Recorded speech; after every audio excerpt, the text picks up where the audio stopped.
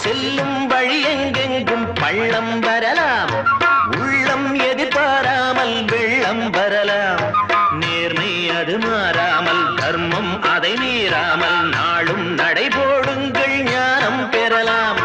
சத்தியத்தை நீங்கள் காத்திருந்தால் சத்தியம் உங்களை காத்திருக்கும். தாய் தந்த அன்புக்கும் நான் தந்த பண்புக்கும் பூமாலை காத்திருக்கும். ஒரு கூட்டு கிளியாக ஒரு தோப்பு குயிலாக பாடு பண்பாடு. இறை தேட பறந்தாலும் திசை மாறி திரிந்தாலும்